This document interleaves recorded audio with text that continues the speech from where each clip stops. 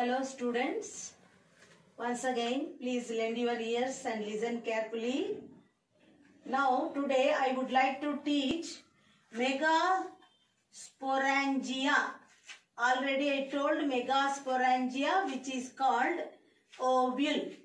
So anatropous ovule, that is the one in angiosperms which we learned in the previous class.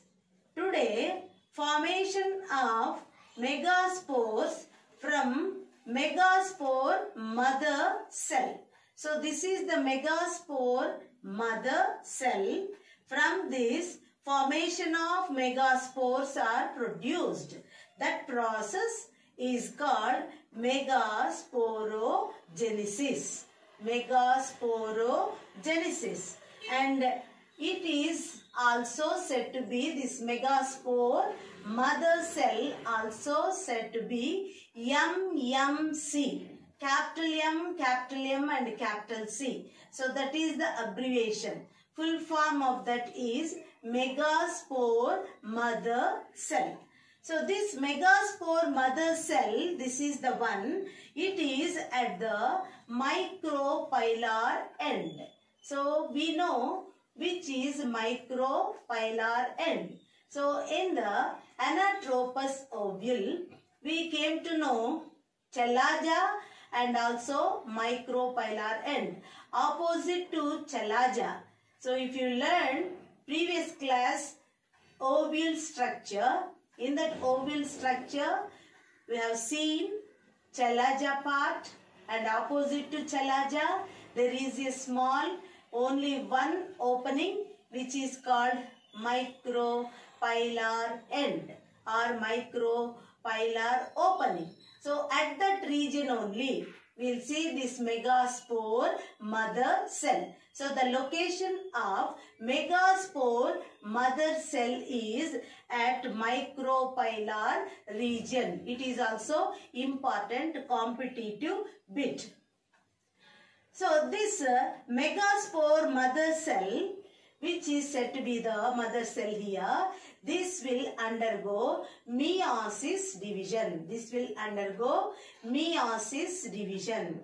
Because of that meiosis division, it results 4 megaspore tetrad. So in the case of male gametophyte, while we are learning in the previous class, microspore tetrad, how it is formed, like that here from the megaspore mother cell, when it undergoes meiosis division, as a result we'll see 1, 2, 3, 4. These are the 4 megaspore tetrad or megaspore cells. So after this, what happens? Among these 4 cells, one cell will become functional. Please listen carefully. Whenever the megaspore mother cell undergoes meiosis division, as a result, we'll see 1, 2, 3, 4 megaspore tetrad or megaspore cells are produced. Out of these 4 cells, one will become functional. So the functional one is said to be the monospore. So only one will become functional and remaining 3 will become disintegrates. They won't be present. They will disintegrate. So only one megaspore will become into a functional cell. Such condition is said to be megasporic condition. The condition is said to be megasporic condition, and at the same time monosporic condition. So monospore is nothing but out of 4 megaspore cells, one will become functional, and which that functional cell, that is said to be monospore. Okay, students, now 3 cells, remaining 3 cells will be disintegrates, I said, no?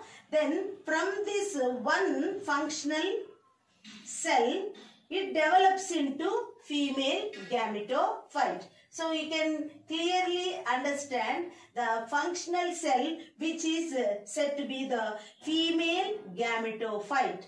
or it is also said to be embryo sac. Please carefully listen. Female gametophyte or embryo sac. So the functional one, the functional megaspore, it develops into female gametophyte or embryo sac. Embryo sac is formed from a single megaspore only. So it is called monospore. As I told you earlier, monospore. Don't forget monospore. It is very important for competitive point of view. So this monospore develops into female gametophyte or embryo sac. Next step, what we have to.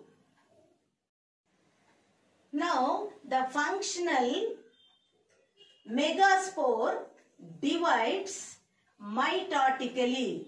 Students, listen carefully. The functional cell, which is a functional megaspore cell, it now divides mitotically. So when it divides mitotically, then in this third diagram, we'll see that nucleus is divided mitotically, first mitotic division. Because of that, two cells are produced or two nuclei are produced, and these two nuclei, they are going to their opposite poles. Okay, like that, it is said to be the two nucleated embryo sac. So whenever the embryo sac is containing these two cells or two nuclei, that condition is called two nucleate embryo sac.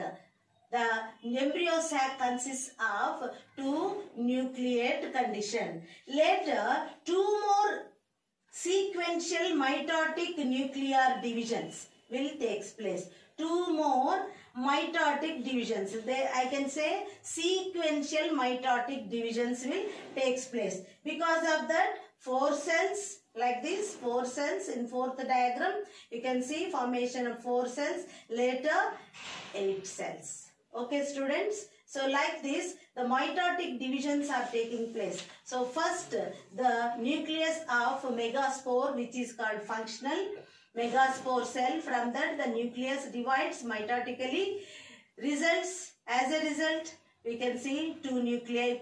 Then later, the sequential mitotic divisions are taking place, 2 more, and because of that we can see 8 nucleate condition here. 8 nucleate condition we'll see. Out of these 8 nucleate condition, 6 will get surrounded by cell wall. 6 only will get surrounded by cell wall. So in 8 nucleate condition, in that 6 will get surrounded by cell wall, means how many left? 2 nuclei are left, isn't it? So the 6 nucleate condition, that is nothing but 3 antipodal cells here. You can see here these are the antipodal cells, and here 2 synergids and 1 egg cell. So students, in the embryo sac, we'll see out of 8, here 6 will get surrounded by cell wall, means those 6 cells are inside the embryo sac. As we know in first PUC only, 3 antipodals and 2 synergids and 1 egg cell. So here 3 we'll see, and here 3 cells we'll see. So these are the 6 nucleate cells only. Then the 2 cells which are at the center of embryo sac, they are called 2 polar nuclei. 2 polar nuclei. Students, in the embryo sac, as we have seen here, 3 antipodals and 2 polar nuclei, and then the 2 synergids at the same time at the center of, in between 2 synergids, egg cell is also present. This is the inner part of the embryo sac condition. So such condition, actually here what you have to remember is one more important thing. While you are drawing the diagrams, antipodal cells always they are at the chelaja end.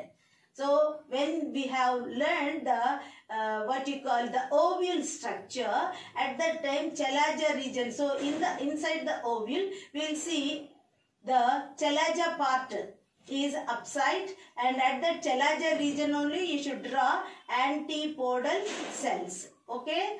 Then here you will see 2 synergids and 1 egg cell, and at the center 2 polar nuclei are present. And how many cells here are present in this mature embryo sac? Here 1, 2, 3. Here also 3, 6, 7, 8. So this condition will be called as 8 nucleate and 7 celled stage. This diagram is very important for exam. So you have to learn this diagram compulsorily, because in angiosperms, the embryo sac at maturity, it contains 8 nucleate and 7 celled stage. Is it clear, students? Now students, pollination. What is the definition for pollination? Transfer of pollen grains from the anther to the stigma. That is called pollination. If you come to the types of pollination, here the first types of pollination, here the first one is autogamy. It is also said to be homogamy. For this example, wheat, rice and potato. So in the case of autogamy or homogamy, transfer of pollen grains, here transfer of pollen grains from the anther to the stigma of the same flower. That means it is nothing but self-pollination. So self-pollination only, here it is named as autogamy or homogamy. In this especially what we will see means, that means in the flower, we will see the anther and stigma, they will lie very closely. In a flower, we will see anther and stigma, both are closely arranged. And at the same time, we can see self-pollination. In that condition, self-pollination is very easy. That means transfer of pollen grains from the anther to the stigma of same flower is taking place. That is called autogamy. Second is geitonogamy. In the case of geitonogamy, transfer of pollen grains, transfer of pollen grains from the anther and stigma of another flower of the same plant. Hope you understood. What is the difference between autogamy and geitonogamy? So in the case of geitonogamy, what is taking place? A transfer of pollen grains from the anther and stigma of another flower of the same plant. That means you can see branches in a plant. So the plant is same, but the pollen grains from the anther and stigma of another flower of the same plant. That is called geitonogamy. For these examples are corn, and all bisexual plants will comes under this. Okay students, so that is about geitonogamy. Actually, it is functionally we can say it is cross pollination, isn't it? Functionally, it is cross pollination in the case of geitonogamy. Next, this is the third one, which is called xenogamy. In the case of xenogamy, transfer of pollen grains from the anther to the stigma of a different plant. So here, geitonogamy, same plant, and whereas in xenogamy, it is a different plant. So such a type of pollination type is named as xenogamy. Students, make a note that geitonogamy and xenogamy these two are very, very, very important for board point of view as well as competitive point of view. They will be asking examples or definition in the case of board point of view, and examples will be asked in NEET examination. Okay. So for that sake here, geitonogamy, xenogamy, both are very, very important topics or terms. Then coming to the another one, that is Viola axalis comilina. Students, it is mandatory for you to remember these names. Viola, axalis and comilina. So they produce two types of flowers. That is important here. So they are producing two types of flowers. So those two types of flowers here, the first flower is Chasmogamous. It is called Chasmogamous. So Chasmogamous type of means here the flower is, in the flower you will see exposed anther and stigma. If many anthers are there, anthers and stigma will be exposed. Such a type of flowers are said to be Chasmogamous type of flowers. Exposed anthers and stigma is the important point here. Chasmogamous type of flower. Then second type of flower is Clistogamous type of flower. So in this Clistogamous type of flower, what happens? Flowers which do not open at all. Is it clear? Flowers which do not open at all. That means they are in bud-like condition only. They won't blossom. Okay. So flowers which do not open at all, such a type of flowers are called Clistogamous type of flowers. So such a type of two types of flowers where we'll see Viola, axalis, comilina. They only will produce these two types of flowers. And one more important point in the case of Clistogamous flowers, invariably autogamous, as there is no chance of cross-pollination. So there is no chance of cross-pollination. That is the important point. You are knowing what is cross-pollination and what is self-pollination. Mostly we used to see bisexual plants. In bisexual plants we used to see self-pollination. Okay students. So for that sake here, the Clistogamous type of flowers, the flowers which do not open at all, no, that's why there is no chance of agencies, pollination. So there is no need of any agent for pollination purpose because they are in closed condition. That's why what happens? Self-pollination is taking place.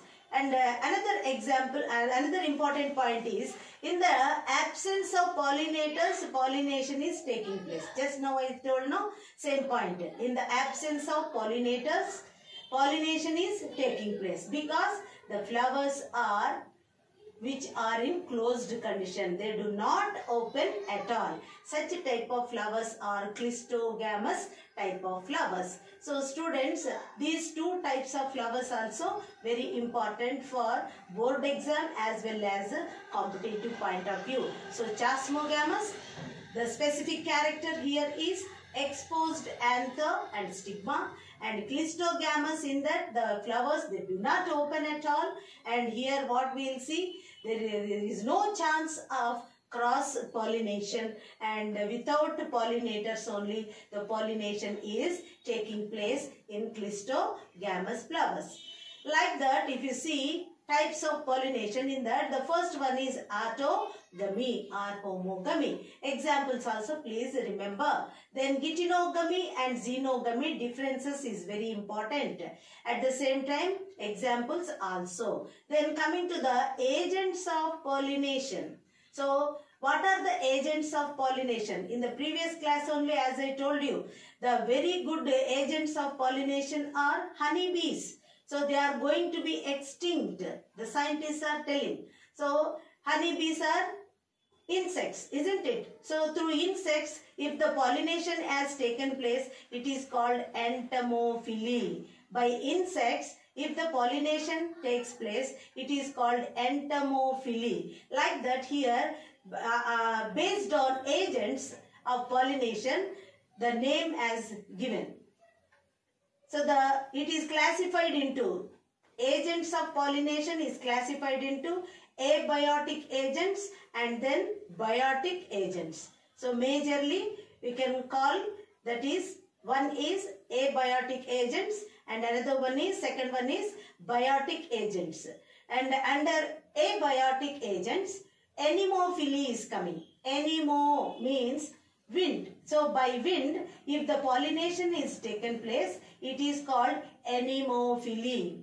And then hydrophily, another pollination by water, that is called hydrophily. So anemophily by wind, hydrophily by water, these two types of pollination will comes under abiotic agents. Second type is biotic agents. So under biotic agents, we will see entomophily. As I told you, ants. Ants are insects. So as I told you, honeybees also insects. So when the pollination has taken place by ants or insects, it is called entomophily.